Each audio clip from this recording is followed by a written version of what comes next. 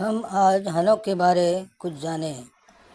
हनोक बाइबल के अनुसार बहुत ही धर्मी व्यक्ति थे। वे ईश्वर की छाया के साथ साथ चलते थे। बाइबल में हनोक का वर्णन उत्पत्ति की किताब में 10 बार, निर्गमन में 1 बार, गिनती में 1 बार, एक इतिहास में 3 बार, लूका में 1 बार, इब्रानियों में 1 बार और यहूदा में 1 बार वर्णन किया गया है। हनोक 365 वर्ष तक जीवित थे। अब हम कुछ विस्तार से हनोक के बारे जानें। द बुक ऑफ हनोक दुनिया का सबसे प्राचीन विश्वसनीय पुस्तक है। यह पुस्तक न केवल वैज्ञानिकों व पुरातत्ववेत्ताओं की जिज्ञासा का विषय है, बल्कि पवित्र शास्त्र बाइबल को मानने वालों की भी जिज्ञासा का केंद्र है। वास्तव में यह एक यहूदी भाषाई पुस्तक है जिसे नूह के परदादा हनोक ने लिखा था। यह नूह वही है जिसने अतीत में एक विशाल नाव बनाकर जलप्रलय के प्राणियों की अलग अलग प्रजातियों की रक्षा की थी। हनोक का जिक्र बाइबल में है, जैसा कि मैं शुरू में ही बता चुका हूँ। हनोक ने अपनी पुस्तक द बुक ऑफ हनोक में कुछ खास तरह के प्राणियों का जिक्र किया है। हनोक उन प्राणियों को द वॉचर्स लिखता है, जबकि मुख्य धारा की बाइबल में उन्हें स्वर्ग से गिराए गए दूत फॉलन एंजल्स कहा गया है। हनोक लिखता है कि वास्तव में परमप्रधान परमेश्वर ने अपने सर्वोच्च धाम से विद्रोही स्वर्गीय प्राणियों को उनके प्रधान के साथ निकाल दिया था। उन्हें वहां से निकाल देने के बाद इस 5वें आयाम के ब्रह्मांड और पृथ्वी की देखरेख की जिम्मेदारी उन्हें सौंपी गई।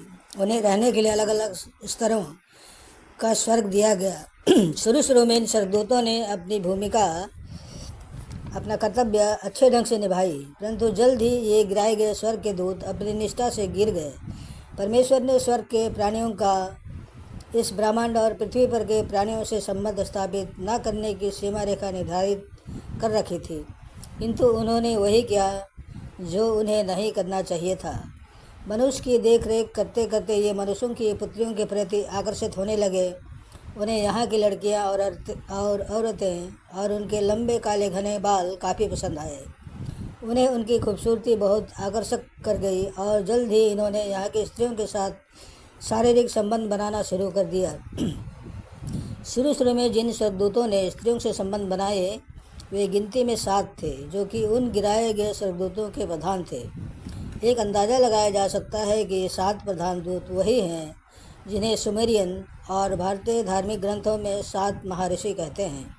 बाद में ये प्रधान दूत अपने 200 देवदूतों के साथ पृथ्वी पर स्त्रियों के साथ विवाह करने के लिए उतरे थे और उन्होंने ऐसा किया भी।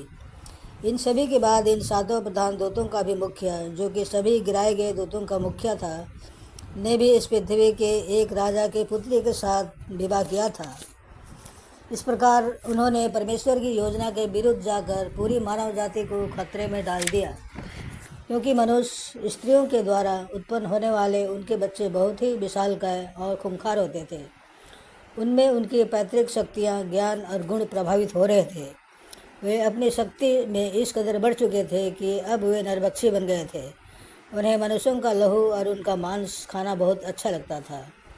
हनोक आगे लिखते हैं कि द वॉचर्स की इस तरह की हरकतों से परमेश्वर को बहुत क्रोध आया। फिर परमेश्वर ने उन सभी 200 वॉचर्स को पृथ्वी के किसी गहरे कुंड में कैद कर दिया। उस समय हनोक के एकमात्र ऐसा मनुष्य था जो स्वर्ग और पृथ्वी के उस कुंड में जा सकता था जहाँ वॉचर्स कैद किए गए थे। उसे पृथ्वी और स्वर्ग और अधोलोक में जाने की पूरी आज़ादी थी। हनोक परियों के साथ उड़ा फिरा भी करता था। जल प्रलय के वक्त भी हनोक ने यह सारी घटना आसमान के नीचे की ओर निहार कर देखा था। हनोक लिखता है कि जब यह घटना हुई तब वह आसमान में एक अग्निमय कांच से बने हुए उड़नयान में बैठकर यह सब देख रहा था। द ग्रेट फ्लड का जिक्र मुख्यधारा की बाइबल की पुस्तक जेनेसिस के 6 अध्याय में मिलता है। इसी तरह हिंदुओं की धार्मिक पुस्तकों में भी महाजल प्रलय के बारे में लिखा गया है।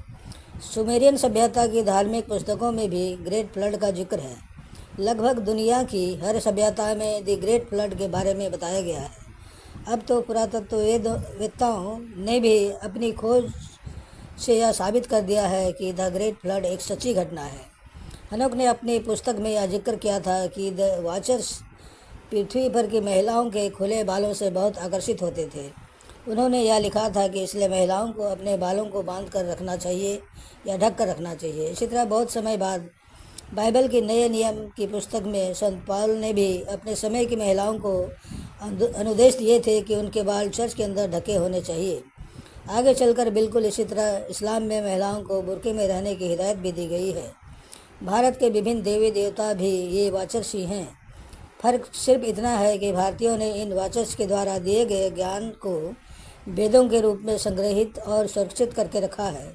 भारतीयों के पुराण भी जिनमें देवताओं का जिक्र है वो संपूर्ण रूप से इन्हीं वाचर्स और मनुष्यों की वास्तविकता कहानियाँ हैं। धन्यवाद भाइयों बहनों। हनुक की कथा सुनने के लिए आगे हनुक के बारे और भी बताऊंगा मैं। जय यीशु। भगवान आपको आशीष दे। यीशु मसीह की कृपा सब पर बनी रहे। आमीन।